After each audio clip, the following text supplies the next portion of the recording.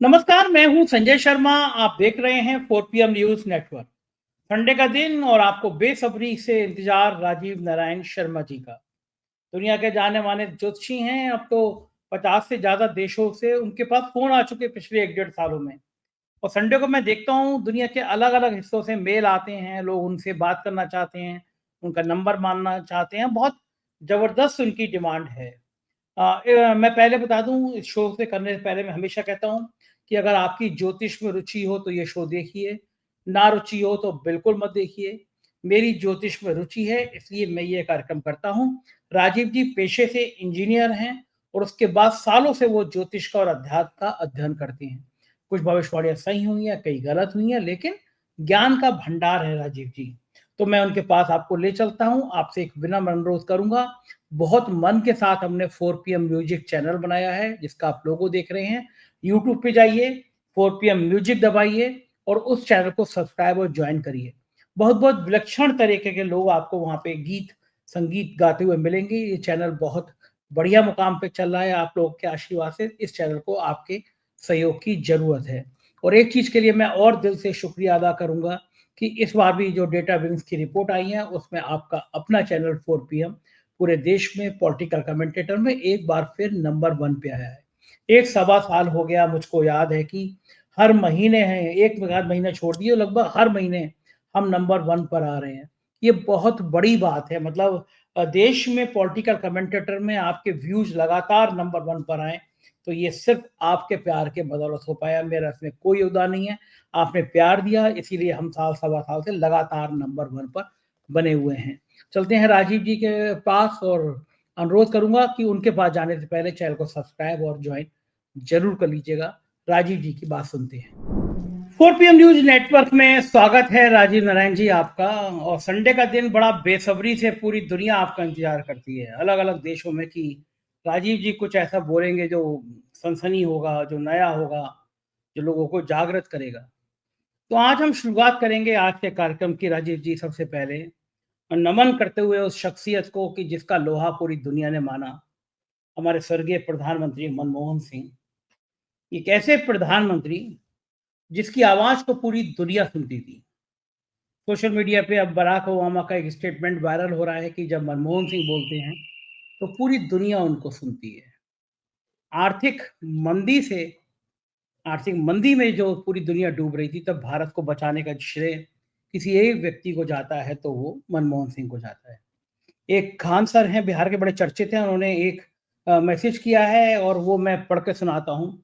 मनमोहन सिंह ने देश का सोना इंग्लैंड में गिरवी रखा 15,000 रुपए में, और 300 करोड़ रुपए लेकर भारत को लगातार 300 करोड़ से इतना विकास हुआ कि 2014 में जब मनमोहन सिंह अपनी सत्ता नरेंद्र मोदी जी को सौंप रहे थे, तो उन्होंने इस बात को याद दिलाया था कि हम उस समय से राजनीति में हैं जब देश पीपीपी में आखिरी मैदान पर था और 15 दिन का पैसा था।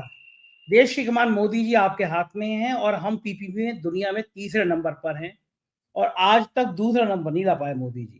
तो हम बता सकते हैं कि आपको 2050 तक ये मनमोहन सिंह पीपीपी में जो कह रहे थे कि हम तीसरे स्थान पर ले आए हैं 50वें नंबर पर, तो वो तीसरे स्थान पर ही हैं।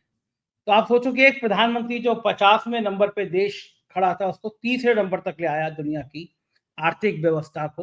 और जब मनमोहन सिंह जी ने मोदी जी को सत्ता सौंपी तो देश तीसरे पायदान पे था और आज भी देश तीसरे पायदान पे, दूसरे पायदान पर नहीं आ पाए। आप उस समय में बहुत सक्रिय थे, राजनीति में भी आप लोगों का बड़ा संपर्क था, तो मुझे यकीन था कि आपने मनमोहन सिंह जी की भी जन्मपत्री जरूर देखी होगी, पढ़ी होगी। और आप तो इतने उत्सुक ज्योतिषी हैं कि जब आदमी की इतनी ब्रांडिंग हो रही होती है, पूरी दुनिया से बाई बाई मिलती है, तो आप मुझे बताएं कि आप और खास तौर से अध्ययन करते हैं ऐसी शख्सियत का कि मरने के बाद वो लोग कौन होते हैं जिनको दुनिया सलाम करती है, दुनिया जिनको पूछती है। तो मैं आपसे सिर्फ ये सवाल ना करके मैं ये सिर्फ जानना चाहूंगा कि मनमोहन सिंह जी की अगर जन्म पत्री आपके पास हो तो हमारे दर्शकों को बताएं कि वो कौन सा ग्रह है ऐसा राशि में जो आदमी को चमकता हुआ सितारा बना देता है। उनको मौन प्रधानमंत्री कहा जाता था। भाजपा बड़ा मजाक उड़ाती थी कि ये मौन प्रधानमंत्री हैं। मोदी जी कहते थे रेनकोट पहन के नहाते हैं, भ्रष्टाचार में तरह तरह के आरोप लगाते थे। लेकिन वो कभी बोले नहीं, उन्होंने जवाब नहीं दिया। मौन रह के वो देश में उन्होंने दर्जनों प्रेस कॉन्फ्रेंस करी। पत्रकारों के जो सवाल पूछे, तीखे, कम कम तीखे, हर एक का जवाब दिया। 50 दर्जनों प्रेस कॉन्फ्रेंस की। हमारे प्रधानमंत्री जी 11 साल में एक भी प्रेस कॉन्फ्रेंस नहीं कर पाए। अन्ना हजारे जी, जिन्होंने आरएसएस की मदद से एंटी करप्शन का माहौल बनाया पूरे देश में, मोदी जी के लिए मैं तो कहूंगा कि मोदी जी के लिए जो पहली सीढ़ी थी वो अन्ना ने बनाई। आज अन्ना भी कह रहे हैं कि नरेंद्र मोदी की सत्ता भली आ गई हो, लेकिन मनमोहन सिंह ईमानदार प्रधानमंत्री थे। अन्ना ने भी स्वीकार किया कि उनसे शायद गलती यही होगी, जो मनमोहन सिंह के खिलाफ इतना बड़ा भ्रष्टाचार का आरोप लगाया जो आज तक साबित नहीं हुआ। तो मैं जानना चाहता हूं कि क्या जादू है इस जन्म पत्री में मनमोहन सिंह जी की, अब नहीं रहे हो, कि जिस ग्रह ने उनको अंतर्राष्ट्रीय स्तर पर इतनी ख्याति प्राप्त करा दी कि आज भी मनमोहन सिंह मनमोहन सिंह मनमोहन सिंह ही हो रहा है। तो जरा तफसील से बताइए, विस्तार से बताइए कि कौन सी राशि का ग्रह होता है जो आदमी को इतनी प्रसिद्धि दिला देता हाँ, बहुत बहुत धन्यवाद। देखो संजय जी, सबसे पहले तो मैं उस दिवंगत आत्मा को परमात्मा सद्गति प्रदान करे, इसकी ईश्वर से प्रार्थना करता हूं, और उनके समस्त परिवार के मेंबर्स को इस असहनीय लॉस को सहने की शक्ति मिले, ऐसी ईश्वर से प्रार्थना करता हूं। तो सबसे पहले आपने जो बात कही थी वह देखिए दुर्भाग्य है। हाँ, एक जब आपने कहा था कि 90 में, जो 91 से उन्होंने अपनी इनिंग शुरू की थी एज ए पॉलिटिशियन, तो छोटा सा एक कनेक्शन है मेरे पास में, और कोई नहीं था। कि उनके जो डिप्टी थे, मतलब minister of state finance, Rameshwar Thakur ji थे, उनके साथ मेरा संपर्क था। उनके घर में मेरा आना जाना था। मैं मनमोहन सिंह जी से तो कभी नहीं मिला, लेकिन उनके संपर्क में था। मनमोहन सिंह जी फाइनेंस मिनिस्टर अपॉइंट होते हैं 91 में, और रामेश्वर ठाकुर जी चार्टर्ड अकाउंटेंट थे बाई प्रोफेशन, बिहार के कांग्रेस के नेता, वो मिनिस्टर ऑफ स्टेट फाइनेंस से। और उनके बेटे की शादी में मुझे राजीव गांधी को राजीव गांधी से मिलने का मौका मिला था। और राजीव गांधी को मैं अपनी जिंदगी में एक ही बार देख पाया था, वो मनमोहन सिंह, उनके रामेश्वर ठाकुर जी की बेटे की शादी में। सबसे पहले तो आपको मैं बताता हूं कि देखिए, एक दुर्भाग्य है कि मैं लाइन वहां से शुरू करूंगा। उस एक ढोंगी, एक पाखंडी राजनीतिक सत्ता के शासन में आज हम जी रहे हैं, जिस शासन ने निरंतर, जब वो गुजरात के मुख्यमंत्री थे मोदी जी, तो इनका मजाक उड़ाया था। इसी प्रधानमंत्री का, जिसका दुनिया जो है, मुझे अभी किसी वीडियो में देखने का मौका मिला, तो वो मैं लाइन रिपीट कर रहा हूं नरेंद्र मोदी की।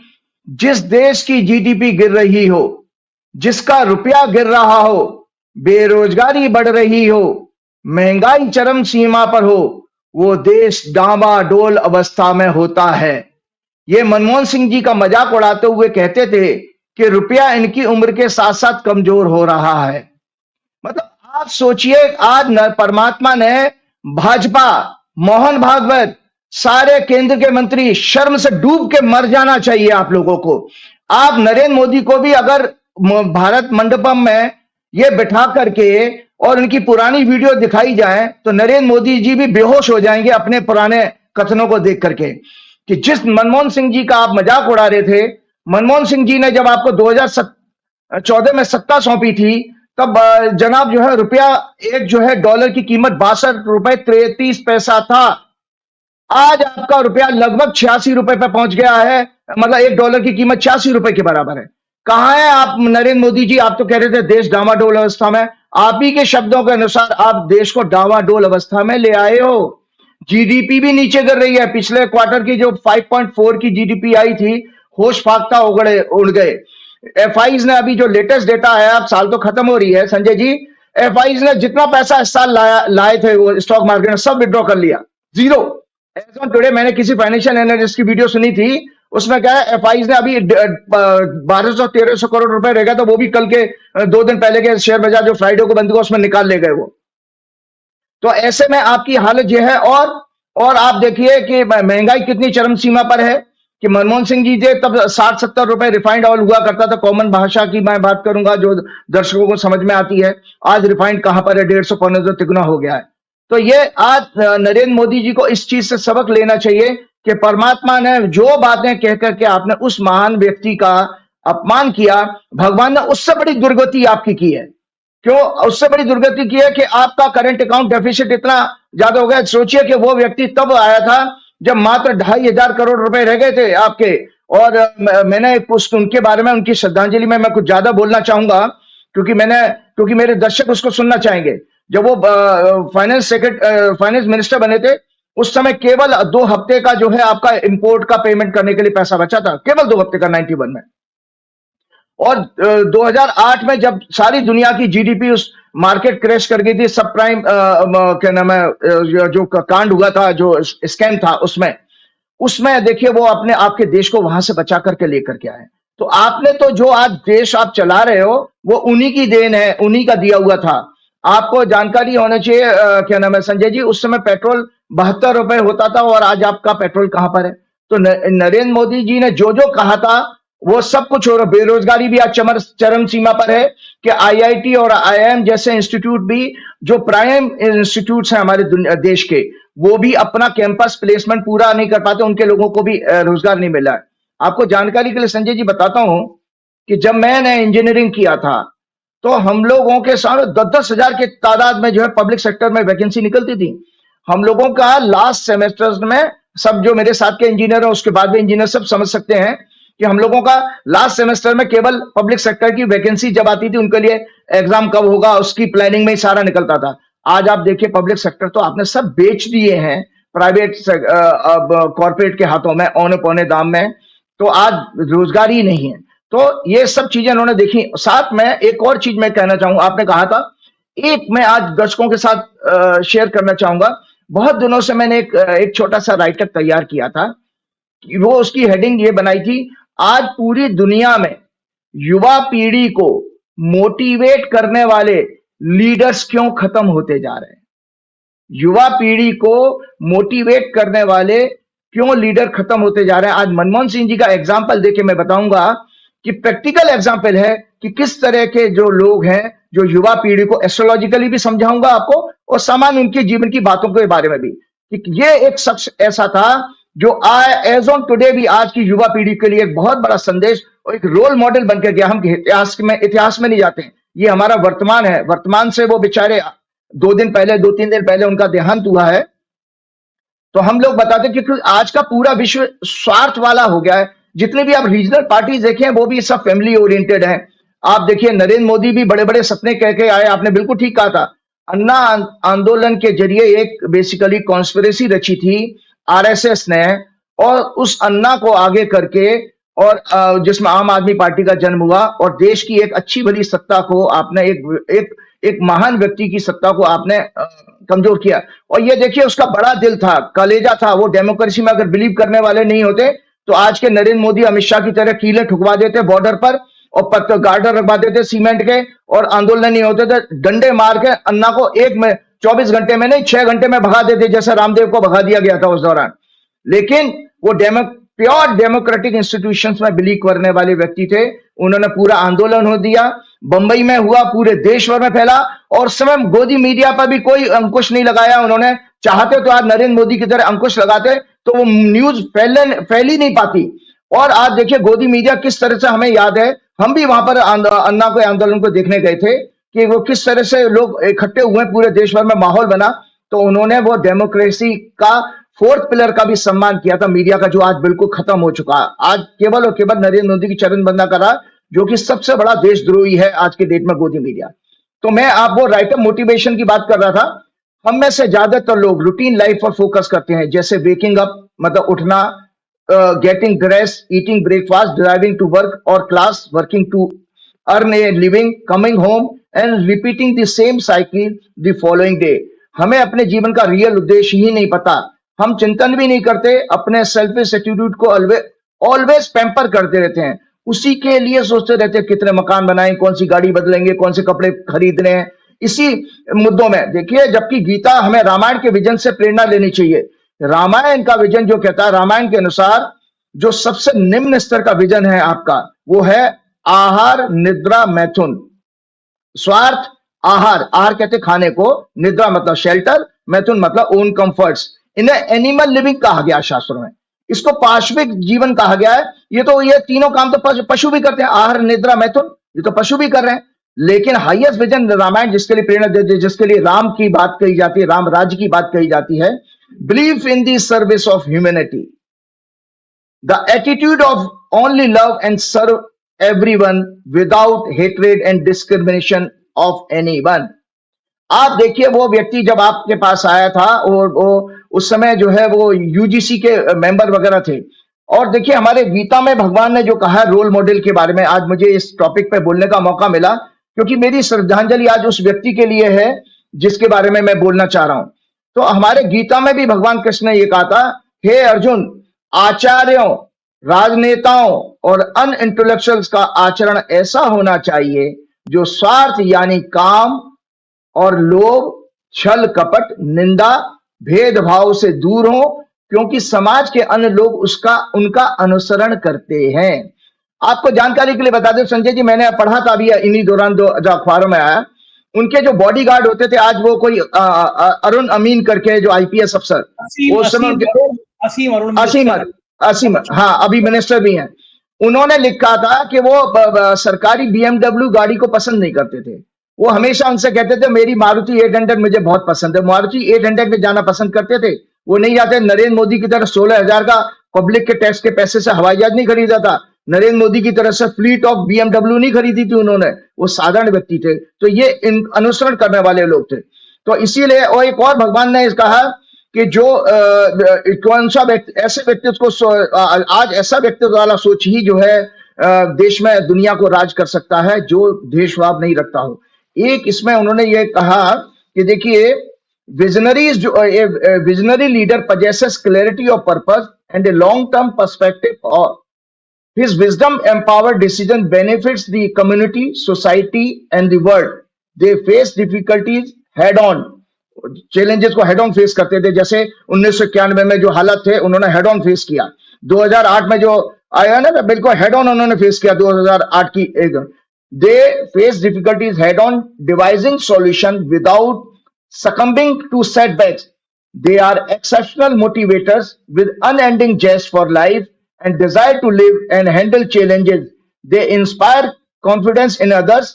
They take learnings from all experiences and opportunity, appropriately apply them to deal with the favorable or unfavorable circumstances of life. Upholding values is crucial for effective leadership. They should demonstrate integrity, honesty, ethical conduct, inspire respect, and set examples to others. They must be humble enough to listen to and accept other opinions when appropriate. तो ये मैं आपको आज ये मैंने ये बातें कही, तो मैं आज इनकी हॉरोस्कोप दिखाना चाहता हूँ। ये दर्शकों जो है इनकी आपके मनमोहन सिंह जी की हॉरोस्कोप है। हालांकि हमारे शास्त्रों में कहा जाता है मृत्यु के उपरांत देखी नहीं जाती है हॉरोस्कोप, ऐसा मान्यता है, लेकिन मैं आज इसलिए कर रहा हूं कि दुनिया ये जाने की कि ये जितने गुण मैंने अभी कहे कि मोटिवेशनल लीडर में होते हैं वो उनकी कुंडली में है कि नहीं है। तो दर्शकों जो मैंने कुंडली दिखाई 26 सितंबर 1932 का सोमवार के दिन इनका बर्थ हुआ था। और मजे की बात संजय जी एक जानकारी के लिए बता देता हूं, हम लोग जब कुंडली का टाइम करेक्शन करते हैं, जो मेरा बहुत फेवरेट हॉबी है, आप कोई भी टाइम दीजिए, इंटरनेट पर अगर इस कुंडली में जाएंगे तो 2 बजे का दोपहर का टाइम दिया, और मैंने ये दर्शकों जो कुंडली दिखाई है दोबारा दिखा देता हूं, इसमें मैंने 6 मिनट का करेक्शन किया है।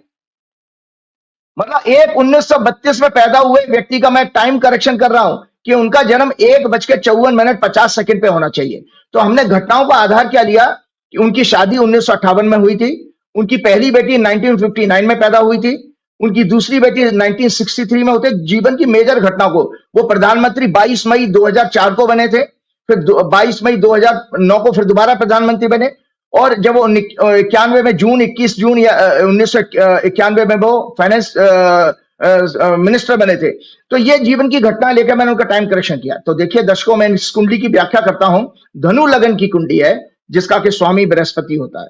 दूसरे भाव में उनका शनि, तीसरे घर में उनका राहु, राहु उनको जबरदस्त ट्रेमेंडस करेज देता है। तीसरे घर का राहु बहुत अच्छा माना गया है।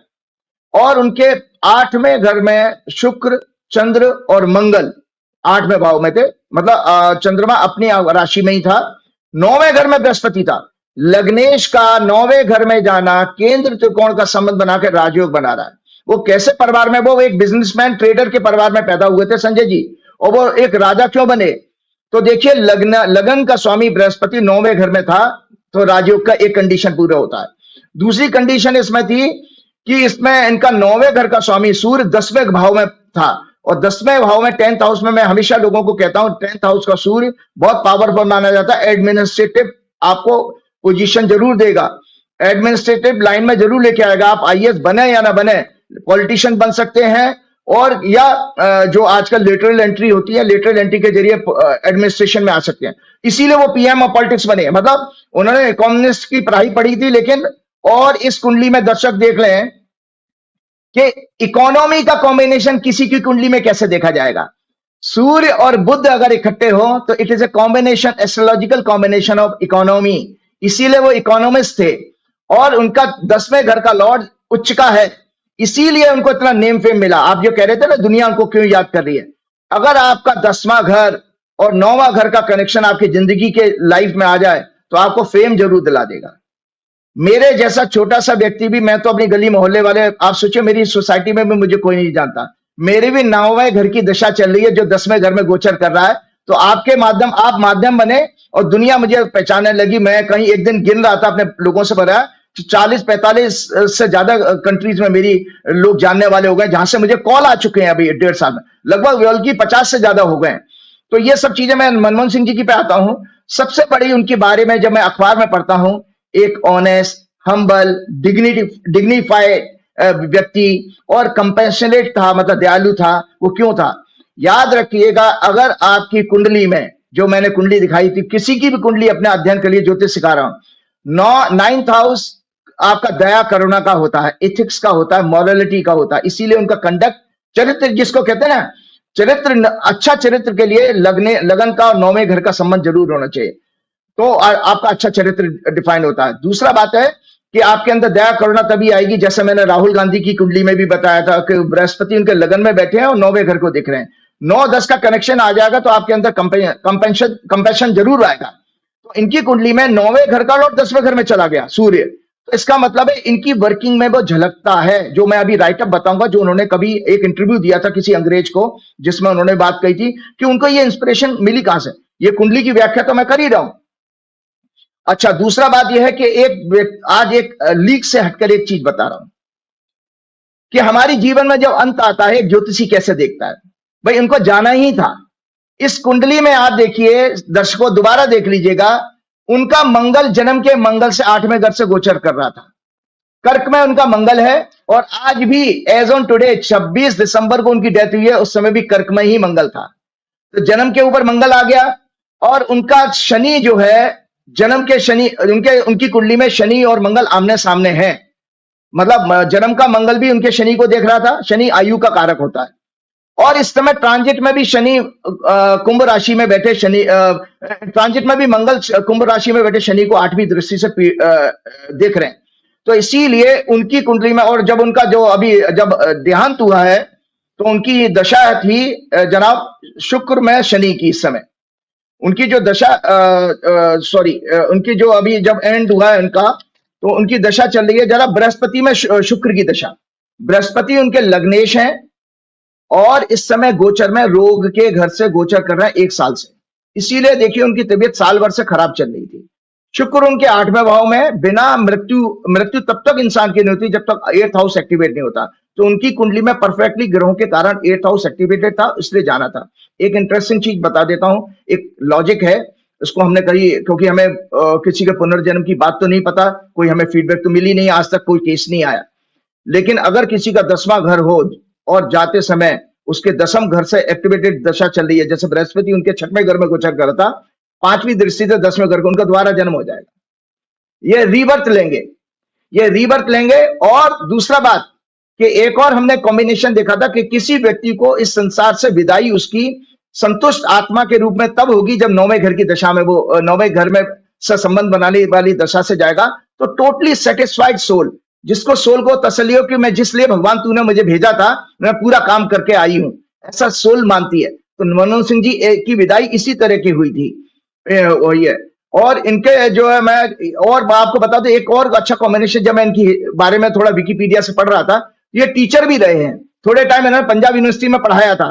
तो 9वें घर का स्वामी, 9वां घर गुरु का होता है, 9वें घर का स्वामी अगर 10वें भाव से संबंध बना, ऐसा व्यक्ति टीचर होता है, तो 10वां वर्ग कर्म का है। तो इसलिए थोड़े समय इन्होंने पढ़ाया भी है और ये राजनेता भी बने और साथ में जो है प्रधानमंत्री भी बने।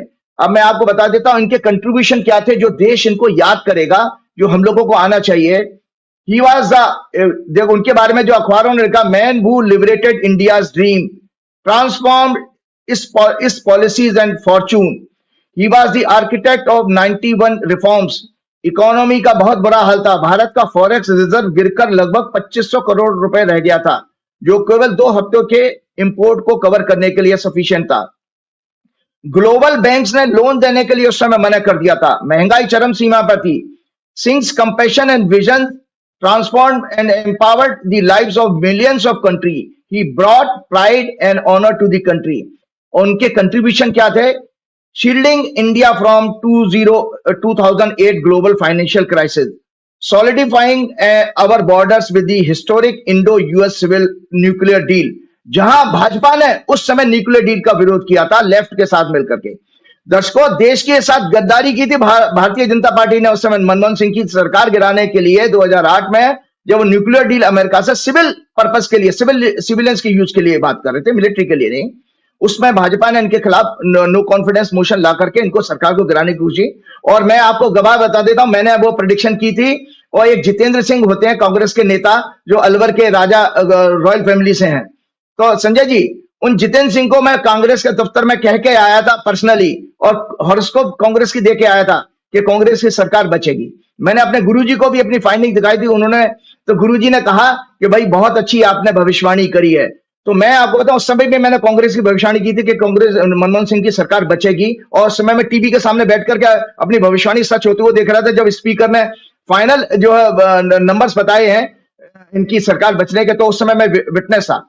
तो इन्होंने सबसे बड़ी बात है कि भाई अपने solidifying our borders with the historic Indo US civil nuclear deal for uplifting the poor with the right to education act लेकर के आए थे 2009 में।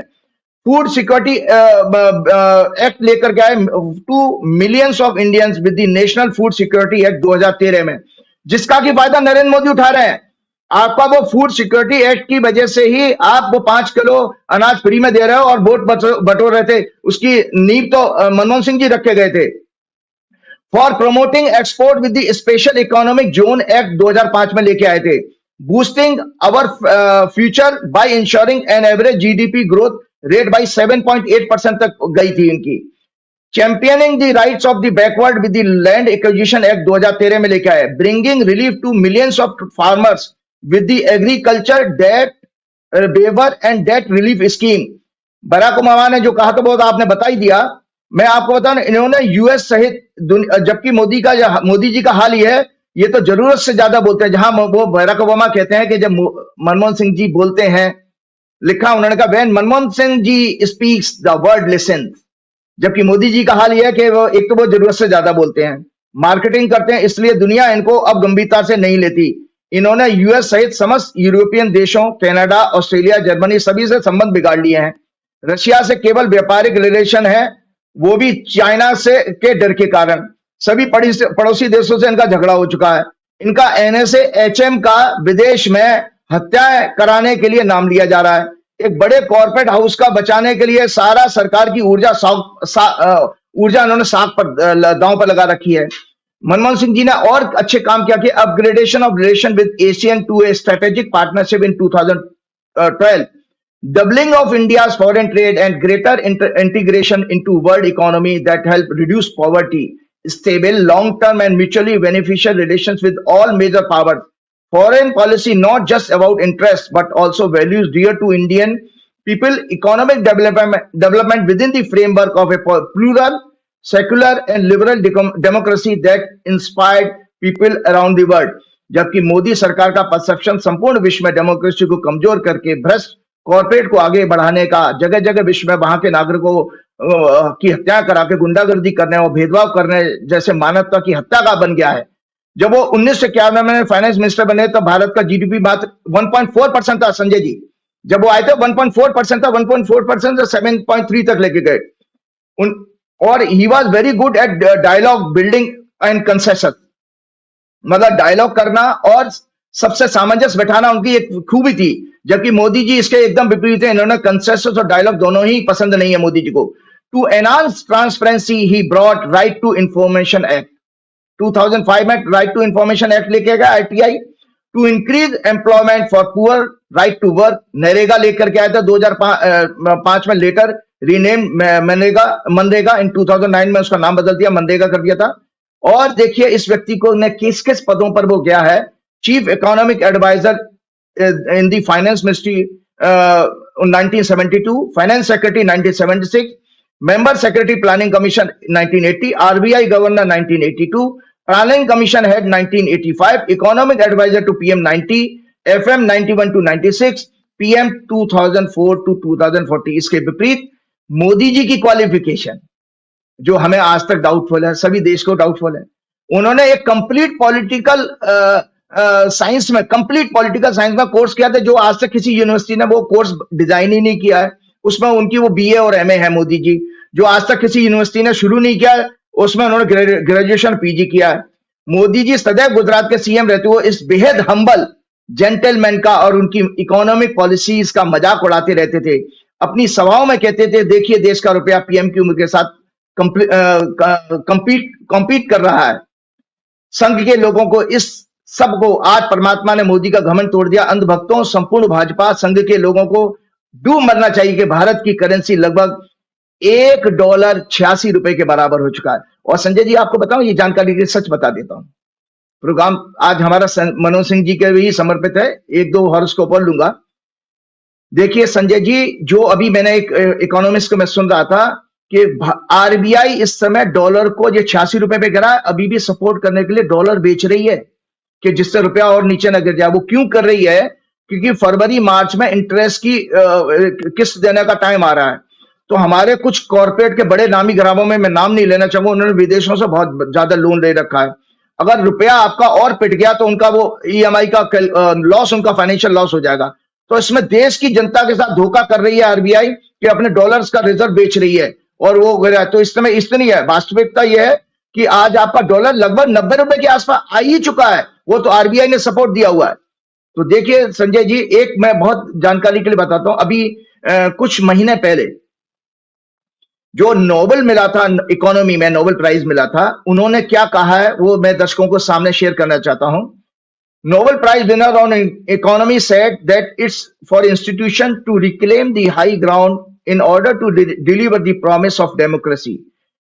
A message highly relevant for India whose strong GDP growth hides many fault line. हम बहुत सारी, आपको पता है मनमोहन सिंह जी के टाइम में जो जीडीपी की कैलकुलेशन थी, जो फैक्टर्स लिए जाते थे, मनमोहन सिंह जी इन्होंने, मोदी जी ने बदल दिए। और उसमें कुछ उन्होंने, जैसे आपकी महंगाई में से वो खाने पीने की चीजों को हटा दिया, सो दैट को वो बहुत ज्यादा बिगड़ी हुई न दिखाई दे। तो ये सब इन्होंने बदमाशी। आरबीआई के गवर्नर रघुराम जी ने भी यही कहा था कि इन्होंने अपनी इकोनॉमी की तस्वीर ठीक ठाक रखने के लिए कुछ उसके कैलकुलेशंस को चेंज किया। तो उन्होंने, जो नोबेल प्राइज विनर ने ये क्या कहा, दे फाउंड इन रिसर्च, उन्होंने जो रिसर्च पाई, अभी जो नोबेल मिला है जिनको, they found in research that prosperity today is partly A legacy of history. Countries that developed institutions that protected personal prosperity rights and allowed widespread economic participation tended to end up on a pathway to longer term prosperity. मतलब जहां पर democratic institution को बचाया जाता है, उनके हिसाब से काम किया जाता है, लोगों की पर्सनल जो है सिक्योरिटी है उसका प्रोटेक्शन किया जाता है, वहां पर उन्होंने देखा कि सुख समृद्धि, जो कहते हैं ना संपत्ति या समृद्धि, ज्यादा समय तक रहती है। दोज कंट्रीज, वो कहते हैं Nobel scientist, those countries that had extractive institutions, one that helped elites to maintain control but which gave workers and citizens little hope of sharing in the wealth merely provided short term gains for the people in power. तो उन्होंने कहा कि ये short term की economy होती है कि जिसमें आप एलाइट्स लोगों को, बड़े लोगों को आगे बढ़ा दो। जैसे कि आपने देखा 185 अरबपति हो गए, बेचारा 98% देश गरीब है। तो उन्होंने वार्न किया है उन इकोनॉमिस्ट साइंटिस्ट ने कि ऐसे देश कभी भी सुख समृद्धि में नहीं जा सकते, जो कि आपके लिए खतरा है। और आपको खतरे की बात जान के लिए बता देता हूं, देश उसके लिए हालात, हमारी देश की जिंदा है, हम लोग ही जिंदा हैं, हम लोग भी इसके लिए रिस्पॉन्सिबल लोग। आज देश की हालत, इसके लिए कौन लोग जिम्मेदार है? पहले देश जब आजाद हुआ था तब लोग नेशन बिल्डिंग, राष्ट्र निर्माण की भावना से अलग अलग profession, engineer, doctor, military, scientist, teacher, CA, economist, politicians बना करते थे, आईएएस बनते थे, पढ़ाई करके सरकार के साथ जुड़कर पार्टिसिपेट करते थे। सरकार भी अपने सिटीजन्स के लिए दिन रात करके इंस्टीट्यूशंस बनाने और उसको चलाने का ध्यान रखती थी। मैंने जब, हाँ ठीक है, आज देखिए कॉर्पोरेट, आज हालत ये हो गई है कि सारा कॉर्पोरेट के हवाले कर दिया गया। तो कॉर्पोरेट के लोग कौन है? वो तो भाई व्यापारी है, वो बिजनेस कमाने के लिए, पैसे कमाने के, उनका सरकार से कोई लेना देना नहीं है, उनका पब्लिक से कोई लेना देना नहीं है। वो तो अब 1990 के लिबरलाइजेशन के बाद देश के लोगों की मानसिकता गवर्नमेंट पॉलिसीज के स्टडी करने के बजाय एक सेल्फिश कंज्यूमर की बन गई है। हम लोग भी बदल गए। 1991 के बाद जब लिबरलाइजेशन हुआ, हम कंज्यूमर बन गए, मतलब हमें गाड़ियां खरीदनी है, मकान खरीदनी है, एसेट्स बनानी है। आज हालत यह है कि आप देख रहे हैं, आप अखबारों में पढ़ते होंगे कि डिमांड गिर गई है, शहरों में गिर गई, मतलब वो सारा कंज्यूमरिज्म की भी हवा निकल गई है, वो गुब्बारा फट गया, वो गुब्बारा फट गया। और आज आप आपको पता है आज की स्थिति यह है, नरेंद्र मोदी ने आपको एक डेटा साइंस का एक पार्ट बना दिया। आप डेटा बन के रह गए हैं कि इतने परसेंट स्टूडेंट हैं, इतने परसेंट बुड्ढे हैं, इतने परसेंट ये कास्ट के, इतने परसेंट वो कास्ट के, सो डेटा का पार्ट बन के रह गए। चलिए अब मैं एक चलते चलते एक हॉरोस्कोप और लूंगा, उसके बाद प्रोग्राम से। एक चीज आपने मनमोहन सिंह जी के कुछ इतना ज्यादा अद्भुत तरीके से बताया कि मेरा मन भी नहीं कर रहा था मैं आपको रोकूं, पता ही नहीं चला कब 35 मिनट हो गए बातचीत करते करते।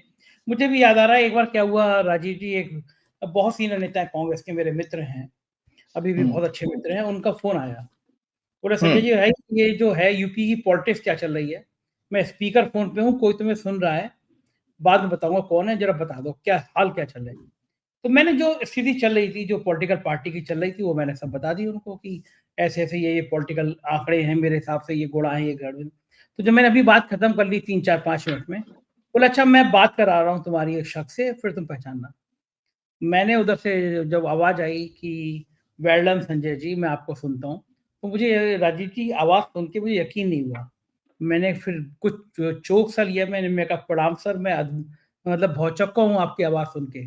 बोले नहीं नहीं संजय, बहुत अच्छा काम कर रहे हो, मैं सुनता हूँ तुम्हें। और मनमोहन सिंह जी थे, तो वो इतने इतने ओ, इतने अरे इतने वाह वाह वाह, क्या बात है, क्या वो चैनल तक उनने कई स्टोरी सुनी थी, तो कांग्रेस नेता ने मुझसे बाद में बात कराई। तो अद्भुत थे, इसमें कोई दो राय नहीं है कि देश को उन्होंने यहाँ तक पहुंचाया। राजीव जी, मैं अगला सवाल आपसे ये पूछना चाहता हूँ कि नया साल, हमारा प्रोग्राम 29 को 3 साल, अगला जब प्रोग्राम होगा तो नए साल में होगा। तो पहले तो दर्शकों को शुभकामनाएं नए साल की। इसका भी विरोध होता है, क्रिसमस का विरोध होता है कि भाई साहब क्रिसमस क्यों मना रहे हो। लखनऊ में चर्च के बाहर आप खड़े होकर भजन कर रहे हो, जय हरे रामा हरे कृष्णा कर रहे हो, तो ये अपने ईसाई धर्म का अपमान नहीं कर रहे हो, ये अपने धर्म का अपमान कर रहे हो। हिंदू धर्म ऐसा नहीं है जो ये कहे कि तुम दूसरे की पूजा पद्धति में जाके हल्ला करो, हंगामा करो। आप मुझसे ज्यादा जानते हैं हिंदू धर्म के बारे में, लेकिन मैंने जहां तक पढ़ा है, मैंने कभी ये नहीं पढ़ा कि आप दूसरे धर्म की पूजा पाठ में आप हस्तक्षेप करो। लेकिन यहाँ तक आ गया है किताब, अब आप क्यों क्रिसमस मनाते हो। मैं तो ये देखता हूँ कि राजीव जी जितने प्रोग्राम होते हैं, चाहे वो होली हो, दीपावली हो, ईद हो, ये सारे प्रोग्राम सभी के होते हैं। मतलब ये नहीं कह रहा कि मैं किसी एक उम्र के लोगों के होते हैं, लेकिन बच्चों का मेरे हिसाब से जो एक त्योहार होता है, होली दिवाली सबके होते हैं, लेकिन मुझे लगता है बच्चों का त्योहार जो होता है वो सबसे बड़ा क्रिसमस होता है। मैंने हर घर में देखा है, छोटे बच्चे होते हैं, मेरे बच्चे भी, मेरे बेटे बेटी भी दोनों जब छोटे थे तो एक पर्ची रख के तकिए के नीचे रखते थे। उनको लगता था कि सेंटा आएगा, फिर उसको गिफ्ट मिल जाएंगे, और माता पिता भी बड़े खुशी से जो लिखते थे, टॉफी ले आना, चॉकलेट ले आना, किताब ले आना, वो किताब ला के रख दिया करते थे। दिन भर बच्चे अपने घर में सेंटा की फोटो सजाते थे। तो मुझे लगता है बच्चे जिस त्योहार में सबसे ज्यादा खुद इन्वॉल्व होते हैं, या बच्चों का जो त्योहार होता है वो क्रिसमस होता है। सभी होते हैं लेकिन बच्चों का ये त्योहार होता है। तो मैं आपसे बात ये कर रहा था कि ये संस्कृति यहाँ तक आ गई कि अब नए साल में भी शुरू हो गया कि हमारा त्योहार नहीं, हम नया साल नहीं मनाएंगे। अरे ठीक है, आपको जो नया साल मनाना मनाना, लेकिन पूरी दुनिया एक नियम से चलती है। जो 12 बजे का टाइम निर्धारित है, तो वो उसी के हिसाब से घड़ियां चलेंगी ना। अब ये कह दो कि तब नहीं, हमारे धर्म में तो 3 बजे के हिसाब से चलेंगी। नया साल ऑस्ट्रेलिया में भी 1 जनवरी को मिलेगा, अमेरिका में मनेगा, लंदन में भी मिलेगा, सबके 1 जनवरी को मनेगा।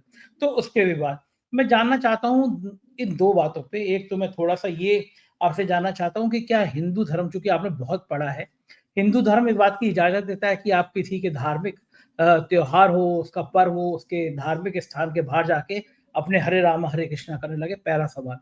और दूसरा सवाल भी बड़ा महत्वपूर्ण है, नए साल पे हमारे देश की पॉलिटिकल पार्टियों का क्या भविष्य रहने वाला है? इन दोनों बातों पर राजीव जी आपका मार्गदर्शन चाहिए। हाँ, जी, बहुत अच्छी बात। देखो, पहली बात तो मैं आपको बता देता हूँ दर्शकों, आपकी जानकारी के एक बहुत अच्छा इनपुट देता हूँ। जो आज़ादी का आंदोलन हुआ था, जिसमें कि नेहरू जी, महात्मा गांधी, सरदार वल्लभ भाई पटेल, राजेंद्र प्रसाद जी, इवन मोहम्मद अली जिन्ना भी उस समय पार्ट में थे, उनके उसी मतलब आंदोलन में शामिल थे, मौलाना आजाद वगैरह वगैरह, सुभाष चंद्र बोस, चंद्रशेखर, भगत सिंह, सुखदेव, ये सब जो इस आंदोलन के पार्ट थे। उस समय का आंदोलन संजय जी वो केवल अंग्रेजों के खिलाफ था। मतलब वो आंदोलन था केवल अंग्रेजों के खिलाफ, मतलब जो विदेशी लोग थे उनके खिलाफ था। लेकिन कालांतर में जब संघ की स्थापना हुई थी तो हेगड़ेवार जी का उद्देश्य जरूर पॉजिटिव था कि उन्होंने जब 1925 में संघ की स्थापना की तो धार्मिक संस्थान था, एक धार्मिक एनजीओ था, एक सोशल ऑर्गेनाइजेशन थी। लेकिन इनका सत्ता का बिगड़ गया।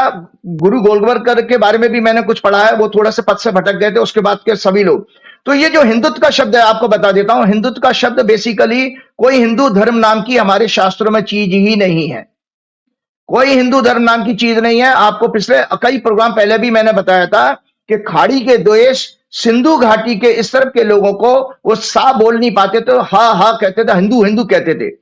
तो प्रैक्टिकली अगर आप देखिए, आप इतिहास को पढ़ें या अंधभक्त भी पढ़ें, आपके यहाँ आपके देश में कोई एक सिंगल भाषा नहीं बोली जाती है। आपके यहाँ कितनी भाषाएं हैं? तो इसी तरह से आपको बताऊं, आपका जो सिंधु घाटी के इस तरफ जो लोग थे, आप इतिहास पढ़िए दर्शकों, आपको पता लगेगा कि सिंधु घाटी के जो इस तरफ लोग थे उसमें मेजोरिटी जो बेसिकली दलित और आदिवासियों की ज्यादा थी। वो तो आपके गीता को और रामायण को महाभारत को जानते ही नहीं थे। वो तो जंगलों में पेड़ों की और प्रकृति की पूजा करते थे। उस समय जो आपको पता है वेदों में भी प्रकृति की पूजा को कहा गया है। ये जो मानव को मनुष्य को पूजने की प्रथा तो पौराणिक काल से आई, जब पुराण बने हैं। वेदों ने भी कभी मनुष्य को पूजने का कभी भी विधान नहीं बताया है। वेदों ने प्रकृति की पूजा कही है। वेद जो हमारे प्रथम ज्ञान है सृष्टि के। और आपको बता, मैंने आपके हर प्रोग्राम में कहा था कि परमात्मा के स्वरूप को वेदों ने 5 संकेतों से बताया है कि 5 संकेत से परमात्मा आपको महसूस हो सकते हैं। वो है ज्ञान, सत्य और आपको प्रकाश, आनंद और चेतना। ज्ञान, सत्य, आनंद, चेतना और प्रकाश, ये आपके जो है क्या नाम स्वरूप माने गए ईश्वर के। जैसे जैसे बढ़ने लगे, समाज में बढ़े या व्यक्ति में बढ़े, तो उसके अंदर परमात्मा का तत्व आएगा। और तो हिंदू धर्म कोई था ही नहीं। ये लोग आपके आदिवासी जो आज जो मैक्सिमम पॉपुलेशन इन्हीं लोगों की थी, पहाड़ों में जंगल नहीं थे, जहां पर थोड़ा सा पोर्शन ही तो था, हिंदी भाषा भी नहीं थी उस समय। तो ये हिंदू धर्म नाम की कोई चीज नहीं। ये आरएसएस के कुछ लोगों ने या हिंदू सभा जो बनाई गई, तो इन्होंने देखो नैरेटिव वहां से चेंज कर दिया।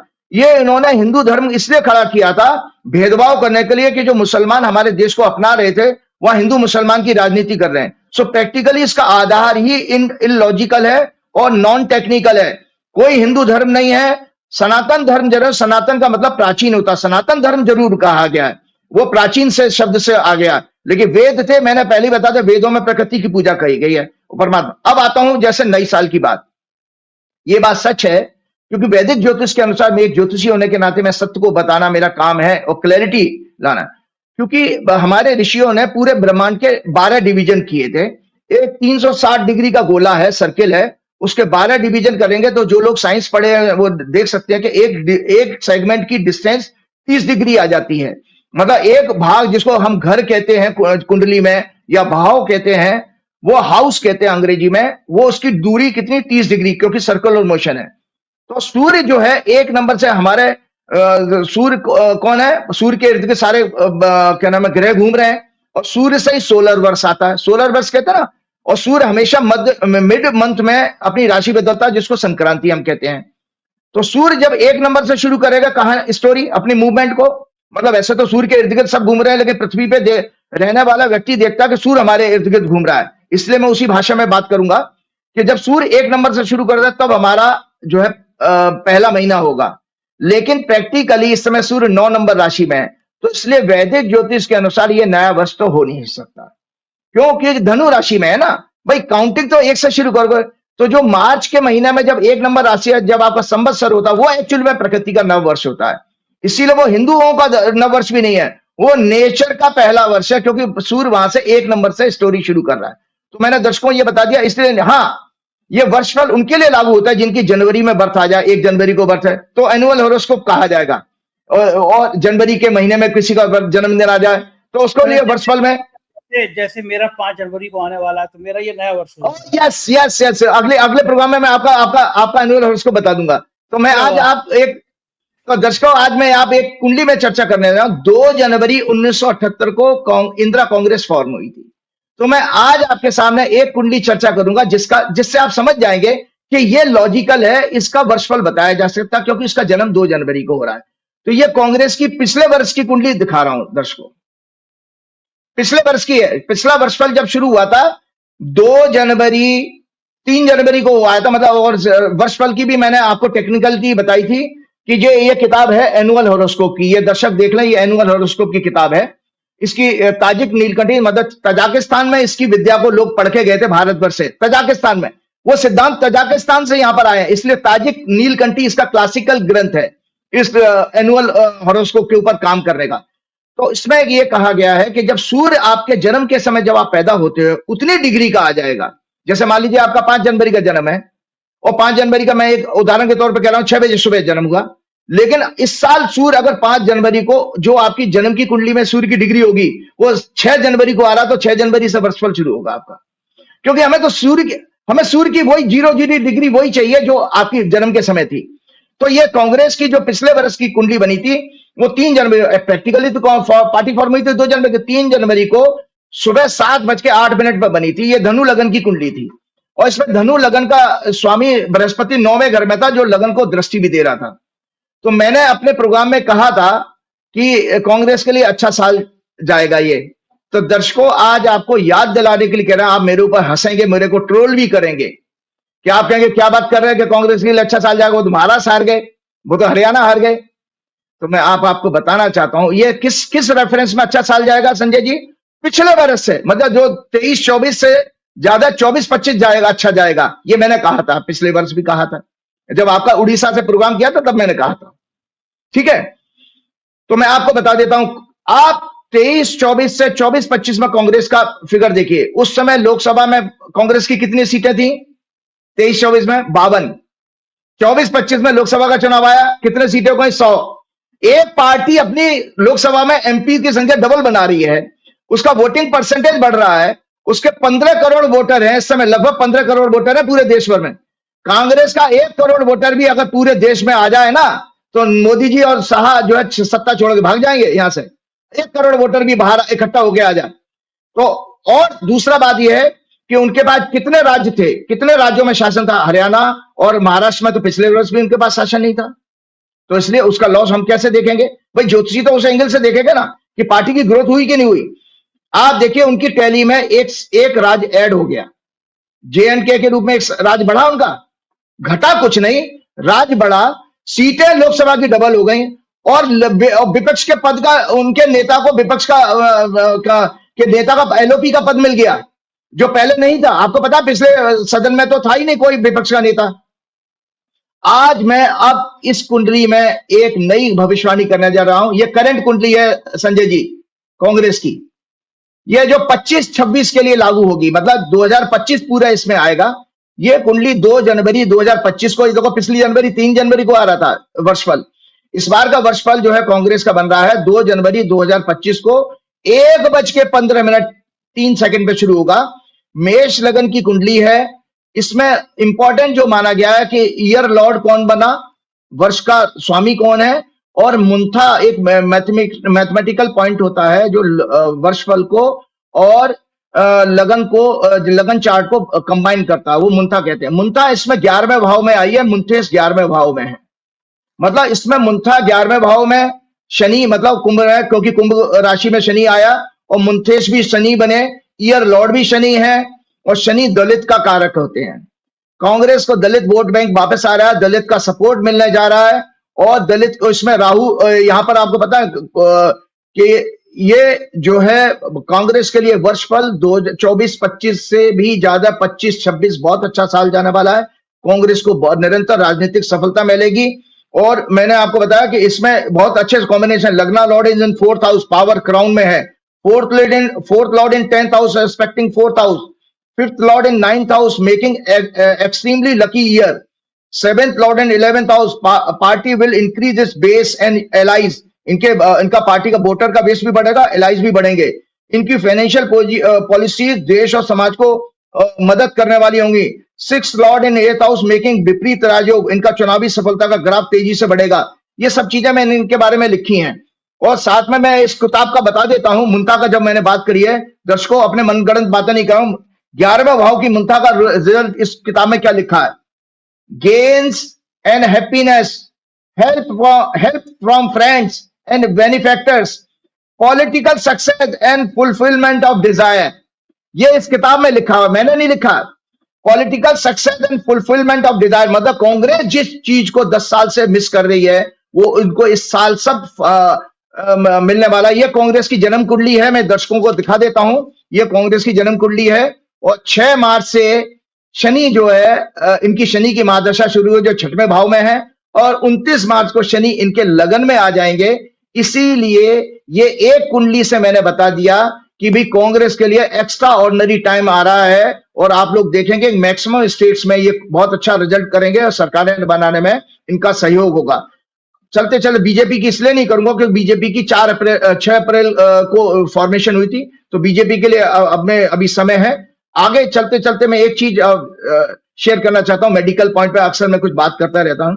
संजय जी, इस समय मौसम बहुत जैसे दिल्ली में हमारे 2 दिन से बारिश हो रही है, क्लाउडी मौसम है, एक टिपिकल मेंटल डिसऑर्डर हो जाता है, मानसिक बीमारी हो जाती है। इसको डॉक्टर कहते हैं एसएडी, सीजनल, इसको नाम दिया है एसएडी कहा गया है, और इसका फुल फॉर्म है seasonal affective disorder. It is a one sort of depression. ये डिप्रेशन होता है क्योंकि धूप निकलती नहीं है, वो ठंडा ठंडा रहता है, तो और लोगों को लोनेस फीलिंग आने लग जाती है क्योंकि आपकी एक्टिविटी रुक जाती है, आप घर में बंद होकर बैठ जाते, बाहर निकल ही नहीं सकते, मौसम भी ठंडा और बारिश भी हो रही है। तो उस समय लोग करें क्या, भाई हम कैसे हेल्दी रखें। और आपको बता देता हूं, ऐसे वेदर में हार्ट अटैक की संभावना ज्यादा बढ़ जाती है। एक रिसेंट स्टडी आई थी अखबार में कि जिन लोगों की नींद का समय, सोने का और जागने का समय रेगुलर नहीं होता, वो 26% प्रोन होते हैं हार्ट अटैक के लिए। अमेरिका की यूनिवर्सिटी में यह दिया था 26% they are prone to heart attack जिनकी रेगुलर स्लीप और वेक साइकिल नहीं होती है। तो इसलिए हमको एक निश्चित समय पर सोना चाहिए, निश्चित समय पर जागना चाहिए रेगुलर। तो मैं आपको बता रहा हूं कि ये as temperature drop the days become gloomy, many of us find ourself spending more time indoors, the cosy comfort turns into lethargy, tiredness and potential sense of isolation. ये this type of season changes also increases some other mental disorder like bipolar behaviour हो जाता है, restlessness आती है, anxiety, fear और down energy महसूस होती है। It is high in summer और low in winters. It decreases energy due to restricted activities and loss of interest. इसमें विटामिन डी की कमी भी हो जाती है। तो इसको देखिए, इसकी सिम्टम्स क्या है, fatigue, tiredness, loss of interest, disrupted sleep, excessive craving for carbohydrates, social withdrawal, difficulty in concentration, changes in appetite, भूख में भी बदलाव आ जाता है। अब इसका रेमेडी क्या है, regular exercise, regular and fix sleep schedule, meditation, yoga, vitamin D का सप्लीमेंट लेना, getting sunlight, have social interaction. चाहे आप चाय की दुकान पर चले जाइए, पान की दुकान पर चले, लेकिन जाइए जरूर, घर से थोड़ा सा निकलिए। और आपको एक बहुत छोटी सी जानकारी बताता हूं, अपने घर में वार्म लाइट लगाइए। 3 तरह की लाइट आती हैं दर्शकों, आजकल एलईडी लाइट है, तो व्हाइट आती है, नेचुरल व्हाइट आती है, warm white. Warm white light आपको सन की लाइट का आवाज देती है, तो अपने घर में वार्म व्हाइट लगाइए, आपको ऐसा आर्टिफिशियली लगेगा साइकोलॉजिकली कि सूर्य निकल रहा है। तो इसमें एक छोटी सी जानकारी और देता हूं, अपने रेगुलर गर्म पानी पीजिए और 3 स्टेप जरूर करिएगा।